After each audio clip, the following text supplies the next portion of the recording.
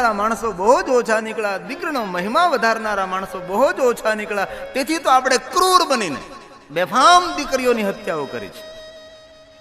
જો પહેલેથી જે રીતે દીકરાનો મહિમા સમજાવવામાં આવ્યો એવી જ રીતે પહેલેથી જો દીકરીનો મહિમા સમજાવવામાં આવ્યો હોત તો આજે આટલી દીકરીઓની હત્યા થઈ, એ દીકરીઓની કરપીણ હત્યા ન થઈ હોત.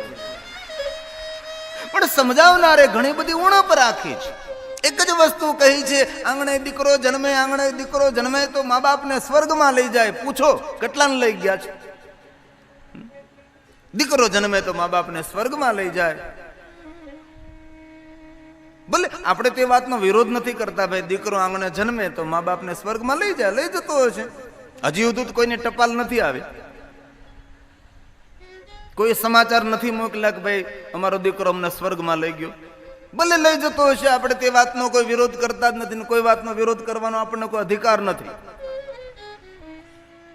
જરૂર દીકરો આંગણે જન્મે તો મા બાપને સ્વર્ગમાં લઈ જાય, પરંતુ દીકરી જો આંગણે જન્મે તો સ્વર્ગને ઉપરથી નીચે મા બાપ માટે ઉતારે છે.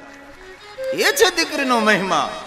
અને વર્તમાન યુગમાં દીકરાઓ મા બાપની સેવા કરે છે તેના કરતા વધારે દીકરીઓ મા બાપનો ખ્યાલ ને ધ્યાન વધારે રાખે છે. કેટલી દીકરીઓની હત્યાઓ કરી, દૂધ પીતી કરી, ટેકનોલોજીની શોધ થઈ, ગર્ભની અંદર કરપીણ હત્યાઓ દીકરીઓની કરી, બેફામ દીકરીઓની હત્યાઓ થઈ. અને મોડો મોડો સમાજ જાગ્યો, બેટી બચાવો, બેટી બચાવો, મોટા મોટા હોર્ડિંગ ઉભા કર્યા હજારો રૂપિયાના ખર્ચે. આ દેશમાં બેટી બચાવો માટે આંદોલનો કરવા આપણે લોકોને કહેવું પડે, એ તો આ દેશ માટે શરમજનક કહેવાય છે. આ દેશમાં પુત્રને આપણે ભગવાનનું સ્વરૂપ માનીએ છીએ, લક્ષ્મીનું સ્વરૂપ માનીએ છીએ. રાંદલની પૂજા કરીએ, આપણે નવદુર્ગાની પૂજા કરીએ, બહુસરની પૂજા કરીએ, અંબાની પૂજા કરીએ, ભવાનીની પૂજા કરીએ છીએ. રાંદલમાં તેડીએ ત્યારે ગોણીઓને આમંત્રિત કરીને ગોણીઓને રાંદલના સ્વરૂપ તરીકે તેની પૂજા કરીને તેને ગોણીઓ જમાડીએ આપણે. અને એ જ આપણે પાછા દીકરીઓની હત્યા કરીએ છીએ. આજે સમાજમાં સારી એવી જાગૃતિ આવી છે. આજે સમાજ જાગૃત થયો છે. વક્તાઓ દ્વારા, પ્રચારકો દ્વારા અથવા મેગેઝિનો દ્વારા, કોઈ પણ રીતે પણ સમાજમાં ધીરે ધીરે જાગૃતિ આવી છે. તેથી આંગણે દીકરો જન્મે કે દીકરી જન્મે એ તો સમાન છે. આજના માણસો દીકરીઓને ખૂબ પ્રેમ કરે છે. આપ સૌ તો રાજકોટ વાસીઓ, મહુડી ગામના વાસીઓ, તમે શું તો ડાયા માણસો છો, તમને તો શું કહેવાનું હોય. પણ આટલું હૃદયથી કહો એક સાધુ તરીકે કે જરૂર તમારા દીકરાને બહુ જ પ્રેમ કરજો, પણ દીકરાને પ્રેમ કરો તેના કરતા 10 ગણો વધારે તમારી દીકરીને પ્રેમ કરજો. આપણા ઘરના 2 મહેમાનો છે, આપણા ઘરના મોંઘેરા મહેમાન છે. કોણ 2? તો એક તો આપણી દીકરી આપણી મહેમાન છે, એક તો આપણા ઘરનો વડીલ પણ આપણો મહેમાન છે. આપણા ઘરનો વડીલ 65 કે 70 વર્ષનો થયો કે 75 વર્ષનો થયો, 80 વર્ષનો વડીલ થયો, હવે એની આંખ ક્યારે બંધ થાય ને ક્યારે વિદાય લે એની આપણને ખબર છે. એકવાર પિતાની આંખ બંધ થઈ જાય ને પિતાનું મૃત્યુ થાય, પછી હિમાલય પહાડ તમે ખોલી નાખો તો આપણો પિતા આપણને મળવાનો ભાઈ નહીં. આપણા ઘરનો વડીલ આપણો મહેમાન છે. જેટલો આપણા વડીલોનો આપણે આદર કરીએ તેટલો જ દરેકના વડીલોનો પણ આદર કરવો જોઈએ. દરેકના વડીલ આપણા વડીલ સમાન છે. પિતાનું મૃત્યુ ધ્યાન, ત્યારબાદ આપણે એના પાછળ ભાગવત કથા કરીએ અથવા કોઈ કરીએ, ઠીક છે, કરવું જોઈએ, સારું છે, બધું જ કરવું જ જોઈએ. પણ ધન્ય તો તે છે જે જીવિત પિતા હોય તેમની સેવા કરે, જીવિત પિતા હોય તેને રાજી રાખે. વડીલોનું સન્માન કરવું, વડીલોનો આદર કરવો, એ આપણા ઘરનો મહેમાન છે. ક્યારે આપણા ઘરના વડીલની આંખ બંધ થાય અને ક્યારે વિદાય લે તેની આપણને થોડી ખબર છે ભાઈ. તેથી તેની ખૂબ સેવા કરજો. દેવાલય, શિવાલય, રામજી મંદિર, દેવી મંદિરે જરૂર જાજો, તીર્થયાત્રા કરવા માટે જજો. પણ દેવી મંદિરનું પુણ્ય, દેવ મંદિરનું પુણ્ય, શિવાલયનું પુણ્ય, તીર્થયાત્રાનું પુણ્ય પ્રાપ્ત કરવો હોય તો સાંજે થોડો સમય કાઢી તમારા ઘરના વડીલોના પગ દબાવજો, ચરણ દબાવજો. બધા તીર્થોની યાત્રાનું ફળ ત્યાંથી પ્રાપ્ત થાય છે. ઘરનો વડીલ હોય તેને કહે લો દાદા હું તમારા ધરીક પગ દબાવી દઉં. એ વડીલ એટલો રાજી થાય. અરે બે મીઠા બોલ બોલે ને તો પણ ઘરનો વડીલ ખૂબ રાજી થાય. ઘરના વડીલને સારા કપડાની બહુ જરૂર નથી, ઘરના વડીલને ગુલાબ જાંબુની જરૂર નથી, ઘરના વડીલને સારા ભોજનની જરૂર નથી, ઘરના વડીલને બે મીઠા બોલની જરૂર છે, તેને પ્રેમની જરૂર, તેને હૂંફની જરૂર છે. થોડો સમય કાઢી પિતાની પાસે, વૃદ્ધ દાદા પાસે થોડી વાર બેસવામાં આવે, મીઠી મીઠી મધુર મધુર વાતો કરવામાં આવે તો વડીલો કેટલા રાજી થાય છે.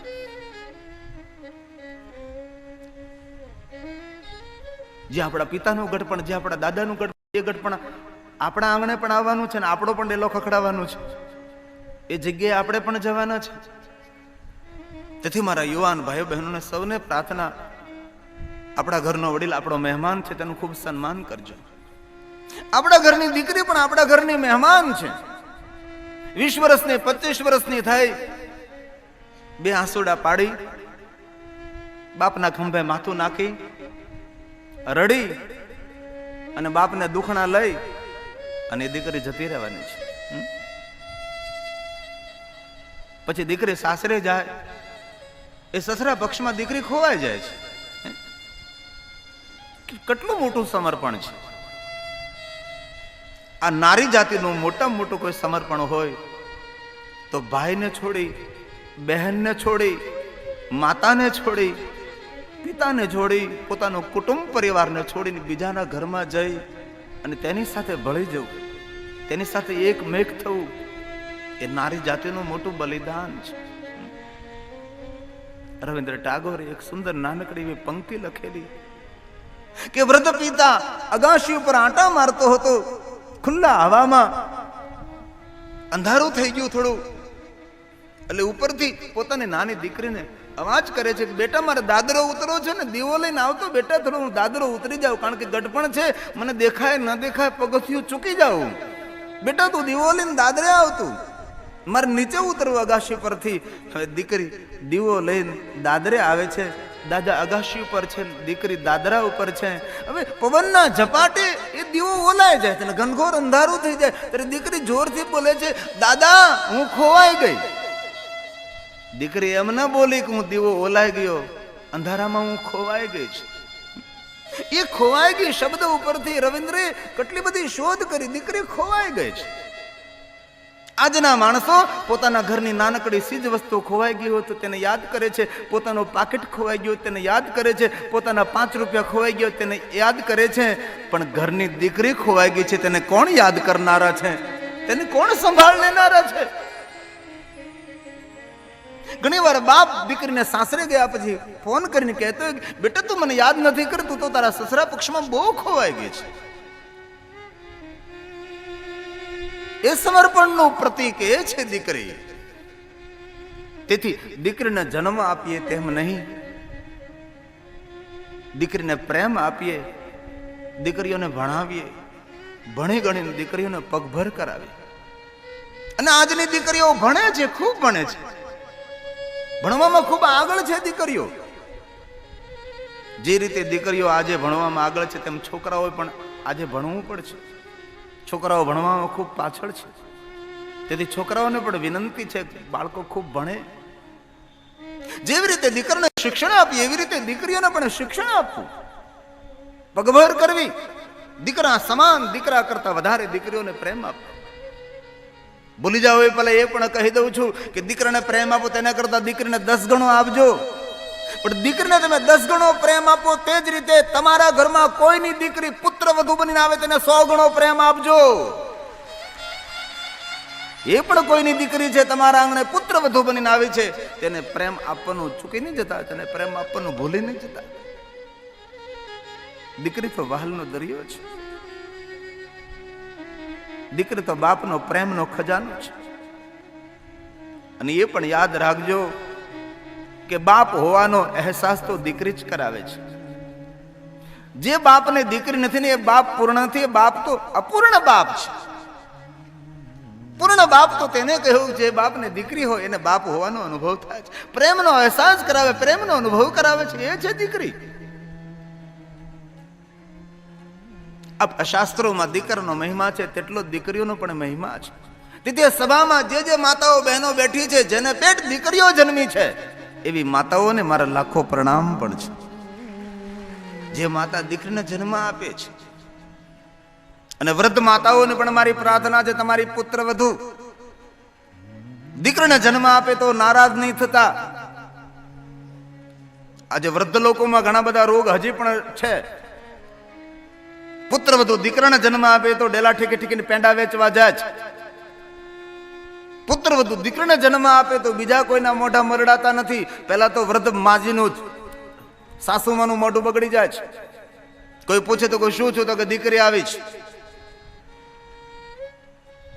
આવો રોગ હવે આપણે દૂર કરીએ. તેથી વૃદ્ધ માતાઓની મારી પ્રાર્થના છે, તમારી પુત્રવધુ દીકરીને જન્મ આપે તો તમારી પુત્રવધુનું ફૂલના હારથી સન્માન કરજો. અમારા આંગણાને પાવન કરી દીધું છે. ઘરમાં દેવતાઓનો વાસ થવા લાગે, દીકરીનો જન્મ થાય છે.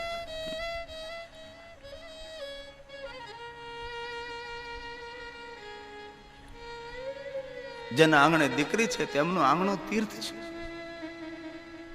દરેક પિતાઓને પણ મારી હૃદયપૂર્વકની પ્રાર્થના છે, તમારા આંગણે જો દીકરી હોય તો આખા દિવસ એકાદી વાર સમય કાઢી દીકરીના માથા પર હાથ ફેરવીને બે મીઠા બોલ બોલજો. દીકરી ખૂબ રાજી થશે. અમારે કચ્છના કડવા પાટીદારોમાં આ એક નિયમ છે.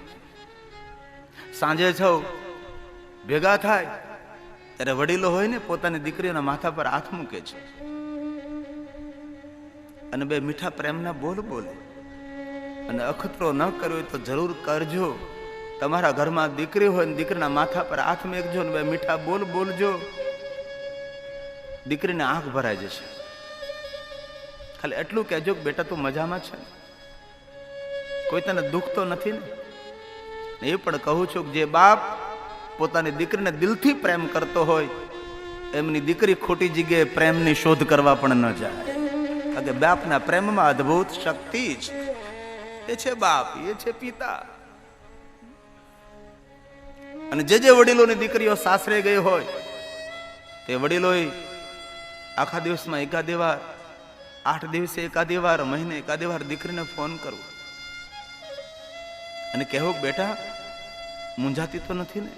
કારણ કે આપણા ભારત દેશની દીકરીઓ સાસરે ગઈ હોય ને પોતાના બાપને કોઈ દુઃખની વાત ન કરે, કારણ કે જાણે છે કે મારા દુઃખની વાત જો મારા બાપને કરું તો મારો બાપ વધારે દુઃખી થાય.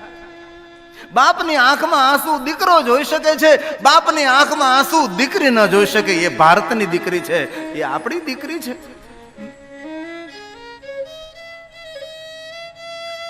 તેથી મારા વડીલોને પ્રાર્થના, તમારી દીકરી સાસરે ગઈ હોય તો આખા દિવસમાં અઠવાડિયે એકાદો ફોન કરીને ખબર અંતર પૂછતા રહો. બેટા તું મજામાં છો ને, કુશળ છો ને, તને કોઈ મુશ્કેલી તો નથી ને. અને કયો બાપ એવો નિષ્ઠોર હોય કે જેને પોતાની દીકરી વાલી ના હોય. આજે પણ હું વિનંતી કરું છું, આજે સોમવાર છે, સાંજે કથા પૂરી થાય, કથા પૂર્ણ કર્યા બાદ ઘરે જાજો, શાંતિથી બેસી તમારી દીકરીને એક ફોન કરજો અને કહેજો બેટા આજે તારી બહુ યાદ આવતી હતી, આજે શિવ કથામાં ગયા હતા, દીકરીનો મહિમા સમજાવો, બેટા તારી ખૂબ યાદ આવી.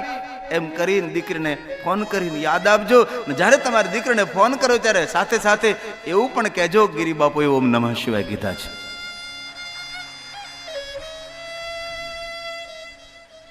દીકરી તો દીકરી છે, બાપને લાડ લડાવે એ દીકરી છે, માનને કામમાં સાથ આપે એ દીકરી છે. અત્યાર સુધી કોઈ માં એવું બોલી કે મારે આંગણે દીકરો જન્મ, દીકરો મોટો થઈ ગયો, દીકરો હાથ વાટકો થઈ ગયો? નહીં, દીકરી મારી હાથ વાટકો થઈ ગઈ છે, મને કામમાં સાથ આપે છે. માને કામમાં સાથ આપનારા દીકરા બહુ ઓછા હોય, પણ માને કામમાં સાથ આપનારી દીકરીઓ હોય છે. મારી દીકરી હાથ વાટકો થઈ ગઈ ને, બધું મને માને સાથે સાથે કામ કરાવે છે. માં રોટલા ઘડવા બેઠી હોય, દીકરી બાજુમાં બેસે, માએ કાથરોટમાં લોટ મળ્યો હોય તો તેમાંથી થોડોક લોટ લઈ લઈને નાની નાની છાનક્યું બનાવે છે. રોટલા ઘડતા તેને શીખવાડે છે, લે બેટા છાનકી બનાવ, સાથે સાથે બનાવતી હોય છે. એ દીકરી છે. તેથી જેના જેના આંગણે દીકરી છે એમનું આંગણું ધન્ય છે, જેમના જેમના આંગણે દીકરી છે તેમનું આંગણું પવિત્ર છે, તેમનું આંગણું તીર્થ છે. અરે આપણા ધર્મશાસ્ત્રોમાં ને ઇસ્લામ ધર્મશાસ્ત્રોમાં પણ આ વાતને જોર જોરથી કહેવામાં આવી છે ક્યારેક સુરતમાં લટાર મારો તો કતારગામની બાજુમાં એક મોટી, કતારગામ 4 રસ્તા, મોટી મસ્જિદ છે. મસ્જિદની બાજુમાં એક મોટું હોર્ડિંગ લગાડેલું છે. ત્યાં કલમ લખેલી છે. મોહમ્મદ પૈગંબર સાહેબની કલમે કહેવાય છે કે એવી માતાઓને હું સલામ કરું છું, એવી માતાઓને હું સલામ કરું છું કે જે માતાઓ દીકરીઓને જન્મ આપે છે, જે માતાઓ પુત્રીઓને જન્મ આપે છે, એવી માતાને હું સલામ કરું છું. દીકરીનો મહિમા દરેક ધર્મના શાસ્ત્રોએ ગાયો છે. એ છે દીકરી. પ્રેમનો ખજાનો, લાડનો ખજાનો એ છે દીકરી. આવો